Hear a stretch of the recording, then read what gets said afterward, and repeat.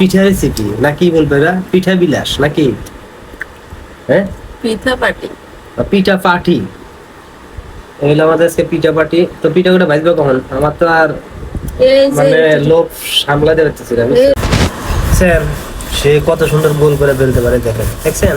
যদি ঘুরবে আর গোল হবে না। যাই হোক, বইয়ের কিন্তু এক্সপিরিয়েন্স আছে, বুঝছেন? আলাদা এক্সপিরিয়েন্স, সেটা কখনো বলা যাবে না। এত এক্সপিরিয়েন্স। কি খেতেছ তুমি এবারে চুপ করে? পিঠা বানাইছি না। এই হলো পিঠা। এই পিঠার নাম কি যারা জানেন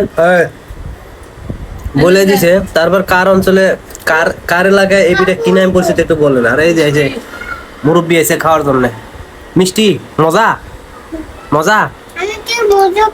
তুমি মুরব্বী তো মজা। আরে তুমি হিল্লো হল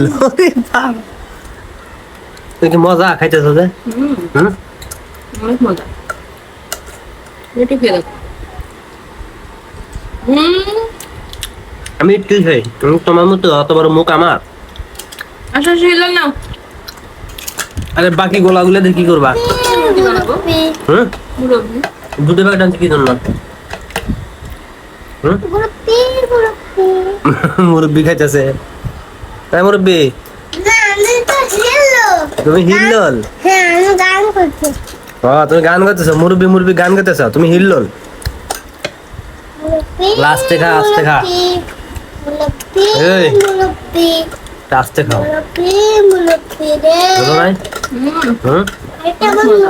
এই আস্তে খাও। তা কি হবে আজকে আমাদের বলো তো? পিঠা হবে, পিঠা। আর এই পিঠাটার নাম কি অবশ্যই একটু জানান তো আপনারা, ঠিক আছে?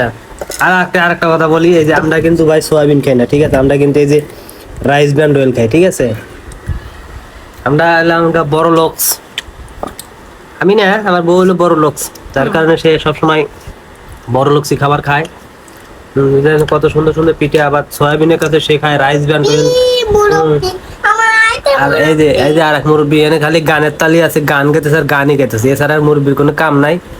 ওইটাই বাস্তব। হা হা হা। হ্যাঁ বলো, আসতেছে কি করে? হ্যাঁ এই হাসি দিতেছে কেন? কি রহস্য কি তোমার হাসির? রুটি করা বেলে থুয়ে যায় ভাজবে। রুটি বেলা, এই যে দেখো রুটি বেলার স্টাইল দেখেন কিভাবে রুটি বেলতে হয়। আর আরেকবার দেওয়া তো হয়।